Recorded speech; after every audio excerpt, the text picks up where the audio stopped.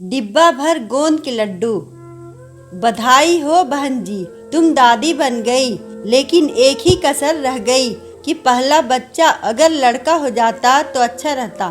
खैर अब कर ही क्या सकते हैं, लेकिन आप भी ध्यान रखना, गोंद के लड्डू कम ही खिलाना। कहाँ लड्डू बनाने में मेहनत भी करोगी और खर्चा भी करोगी। होता होता तो फिर भी बात कुछ और होती। मैंने तो अपनी बहू के लिए थोड़े से ही लड्डू बनाए थे। गोंद के लड्डू तो अपनी बेटी के लिए ही दिल खोल कर बनते हैं। पड़ोसन रेशमा जी सुगंधा जी को दादी बनने की बधाई दी, लेकिन उस बधाई में खुशी कम और एक बहू के लिए द्वेष ज़्यादा था। सुगंधा जी की बहू आज अपनी नवजात बेटी के साथ हॉस्पिटल से घर वापस आई थी। बस सब बधाई देने आ रहे थे। सुगंधा जी को सब अपनी अपनी सलाह दे रहे थे। पहली बार दादी जो बनी थी वो। सुगंधा जी ने पड़ोसन से कुछ न कहा, बस मुस्कुराकर रह गई।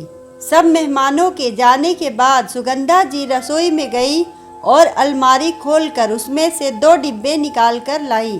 फिर अपनी बेटी नताशा से बोली, ले नताशा, ये दोनों डिब्बे अपनी भाभी के कमरे में उसके बिस्तर के पास ही रख दे और उसे कहकर आना कि जब भी भूख लगे तो इसमें से लड्डू निकाल कर खा ले। मम्मी 2 डिब्बे भरकर लड्डू? आपने मेरी जचकी में तो सिर्फ एक ही डिब्बा लड्डू बनाए थे और बहू के लिए 2 डिब्बे। एक काम करो, 1 डिब्बा लड्डू यहाँ बाहर रख देती हूँ, आखिर हमारा भी तो मन करेगा लड्डू खाने का।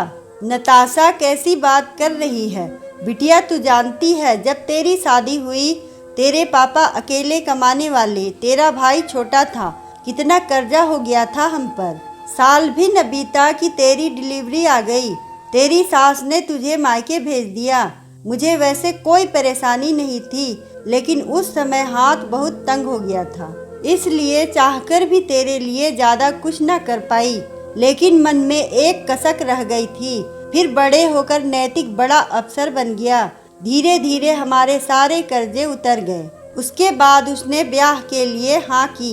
अब घर की स्थिति बहुत अच्छी है। जब बहू के पैर भारी हुए थे तभी सोच लिया था कि इस बार जचकी में कोई कमी नहीं होने दूंगी।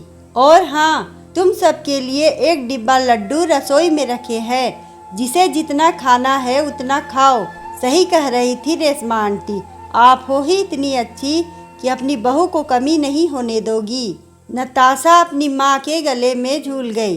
बेटा ये बता, जब एक औरत बच्चा पैदा करती है तो दर्द ये नहीं देखता कि ये बहू है या बेटी, दोनों को एक सी तकलीफ और दर्द होता है, तो फिर बहू और बेटी में फर्क क्यों करना।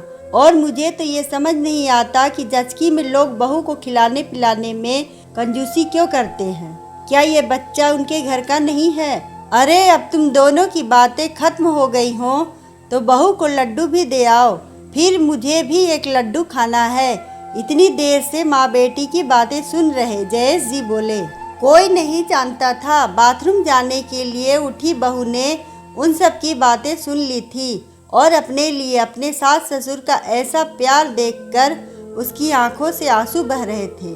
और बहू अपने आप से एक वादा कर रही थी कि ऐसे माँ बाप को वो कभी कोई तकलीफ नहीं होने देगी।